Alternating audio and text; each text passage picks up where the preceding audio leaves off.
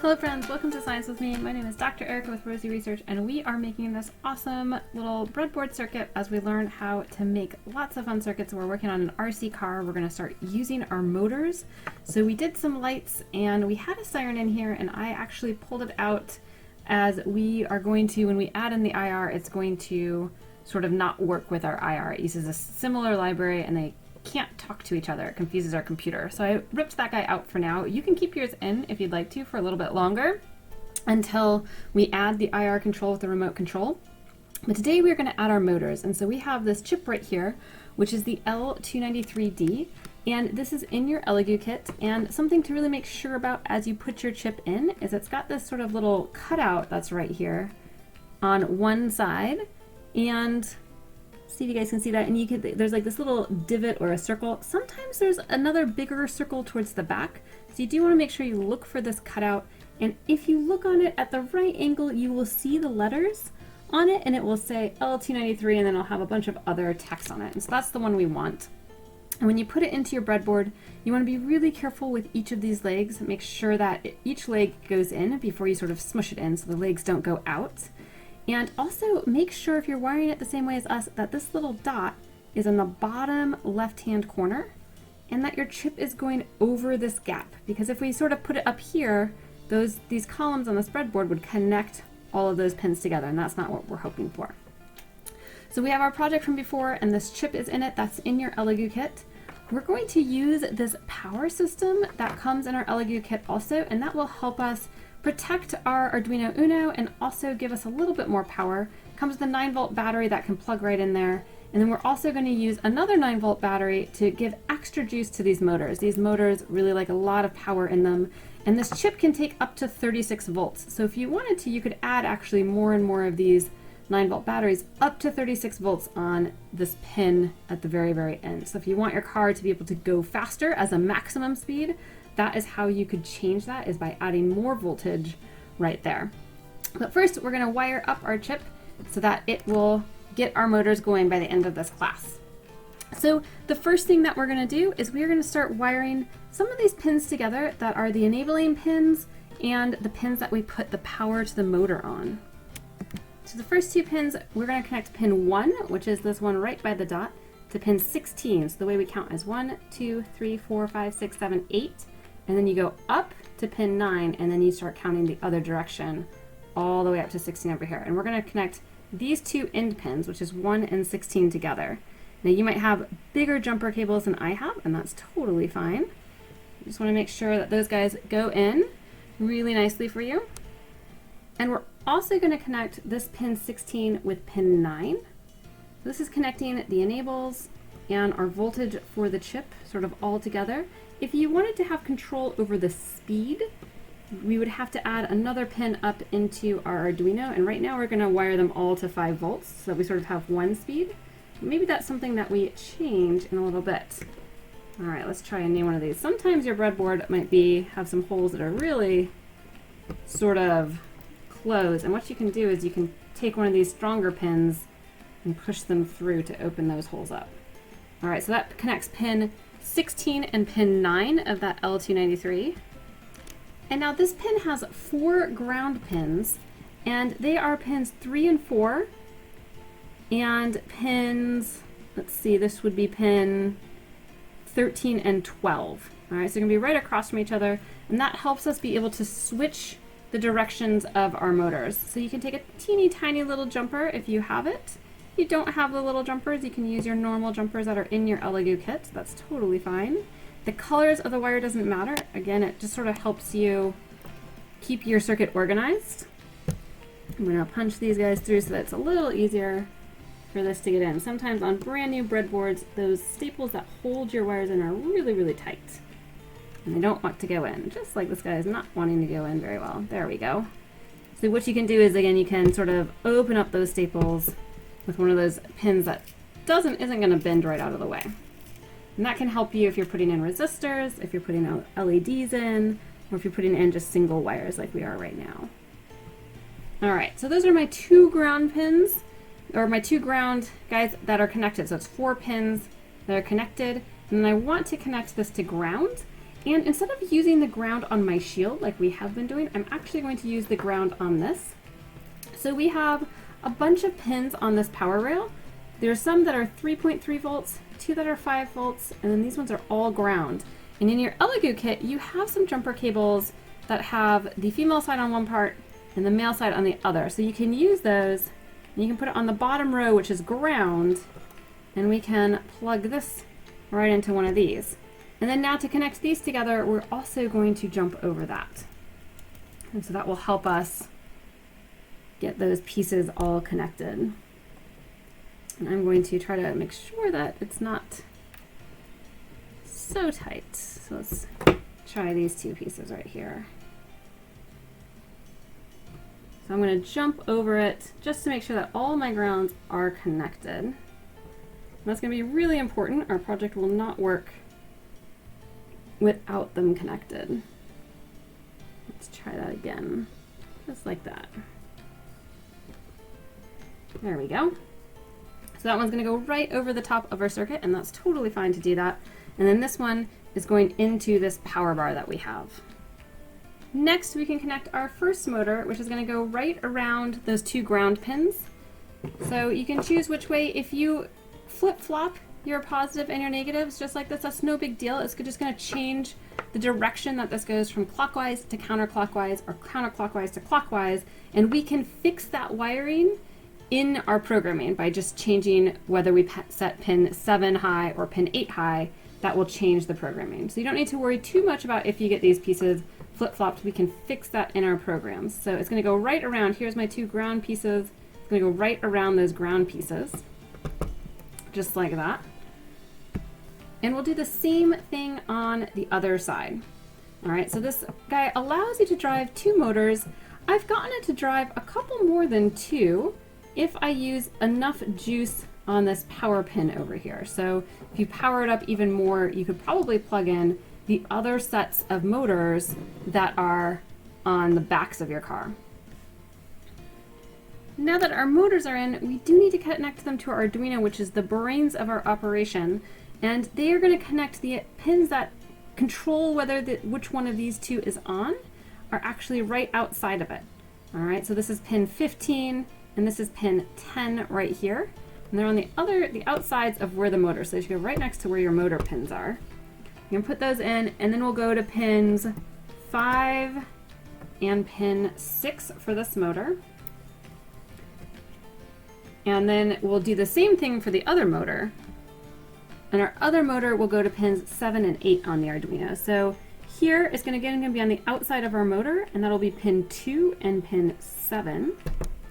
And those will go to pins 7 and 8 on our Arduino. All right, so now we have both of our motors set up, and we are ready to get this powered up a little bit better. Because the motors can take a lot of power, I decided I wanted to power up as much as I could off of this power board, and that's because it gives you a second source of power. This 9-volt battery is a totally separate source from your Arduino.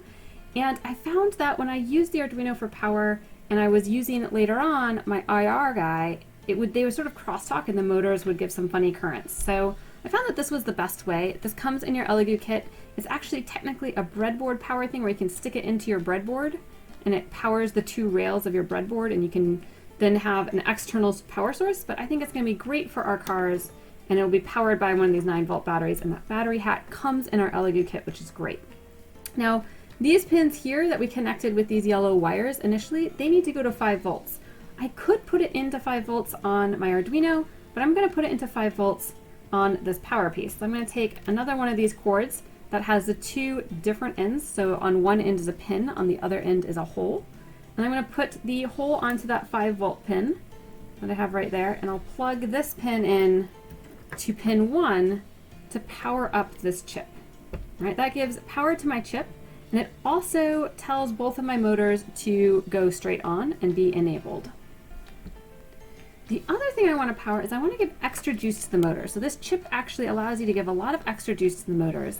And that's because the Arduino it can put out 5 volts, but that 5 volts that it can put out is not enough current to actually drive our motors. And so we're going to use a battery hat with some pins on it, and that will be our extra voltage that we can give through. So I'm going to pin the red one into pin 8, which is that last pin. That's going to give it an extra 9 volts. In fact, if you wanted to, we could give it even more voltage, which I find makes it go a little bit faster. And that is if we take it from pin 5, this 5 volt pin right here, so another one out of that power supply, and we also plug it in there. That would be putting 14 volts across this, and those 14 volts is less than the 36. So I could actually keep adding if I wanted to. We could even add the 5 volts from the Arduino board to really make this circuit go. If we wanted to do that, we would put it right there on that pin 8, and we would come over to our little 5 volt spot right here. And you'll notice that it already immediately powers this board up, even though we're not plugged in, so that we know that we're getting some juice in here from these pieces. All right, and then if we want, we're going to need to plug this piece in. It's got just a little audio type of a jack for that plug, and you can plug your 9 volt into this battery hat, like that. And then you're going to push it so that it is on, and you can see that. So now we are pretty much all wired up and set up. We are ready to go over into our programming. All right, so here is our Arduino IDE code that we have written so far. This controls our lights. I've already taken out the tone stuff, knowing that when we get to the IR portion, we're going to have to take that buzzer out, but you can keep that in for now. And we are going to change this around a little bit. First, we're going to do a little bit of housekeeping, and that is we're going to change this and we're going to put it in its own void program. So up here above the void loop, we're going to make one that's called void lights on. All right, and you're going to have an open and close parentheses and then an open squiggly. You can hit enter a few times, and on our Arduino IDE, it automatically gives us that closed squiggly. So you don't need to write that. And we're going to take all of this text and we will put it right in here. And that will keep this void loop a little more clean for us, which is quite nice. And what we can do to keep our lights on is we call that function in our loop. All right, and so we can write all these tiny little sub-programs up here above it. We can do a void forward or a void backwards or a void turn when we get to that. And then in our loop, we don't have to have so much code, and that helps us debug, because then when one thing is wrong, you know just where to go. You go to this part of the program. Now, if we want to use our motors, you'll recall over here, our motors are on 5, 6, and 7, 8. And right now we only have 2 and 3 on output. So we're going to need to create some more output pins for 5, 6, and 7, 8. So you can go up to where you have your pin modes on the output. Let's add a little comment. This is for the lights for both of these. And now I'm going to add in a pin mode for 5, 6, 7, and 8. And they each need their own line as output, and this is going to be for my motor control. All right, so these are the outputs for my motor control, and then other things that we put in, we can also label it up here. Now this tells the Arduino that on pins 5, 6, 7, and 8, you're looking to put something out into the world instead of waiting for something to come in from the world. Now, the other new thing that we're going to do here is we are going to enable our serial monitor, and we're going to do that in setup. So underneath this output, we're going to add in some serial monitoring, because soon we're going to want to be able to read on that IR guy. So we might as well start right now. So to open your serial monitor, you do this serial begin, and then we can serial print a line, and we can just say turning on. And this will help us troubleshoot if something goes wrong. We can say, oh, did it even turn on? And if it does, then we'll know. The way that you can see it is up in Tools. If you click on that, there will be a serial monitor. It's Control-Shift-M, and you do have to be plugged into your computer on the other side of this for that to be able to do, and it just allows the Arduino to talk to your computer. So now we have our void lights, we've got our void loop of lights on. We really want to turn those motors on. And the way I could do that is I could just write maybe 5 and 7 high.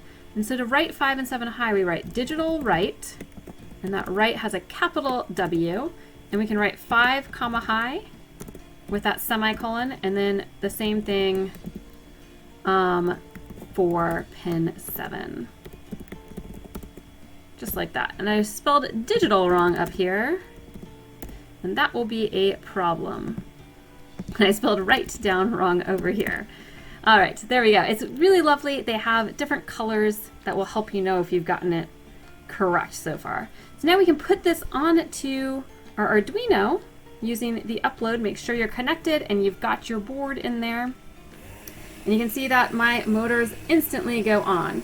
Now I'm noticing that one motor, this one, is going what I would consider forward. And yep, they're going in both the same direction if we've got them like this. Perfect. So that is going to be my forward. And let's see, let's unplug this as we do our next part. So that makes our guy go forward. And that is actually what we want to do with this lesson. We've just gotten it to go on and our motors are working, which is really, really exciting. We're going to work with this. We're also going to put these guys into a 3D printed case so that you'll have like a little guy. And we'll make some spaces for all these extra items that we needed to power up these motors. But that gets us part of the way there. And then soon we will learn how to use an IR remote. So something very similar to this. Yours might look a little bit different. To figure out, we'll learn how to get the codes from this and how to make different cases so that we can make it go forward and stop maybe so that it's not always running. Thank you so much for joining me for this lesson, and I hope that you're having a fun time building this amazing little RC car. We'll see you next time. Bye, friends.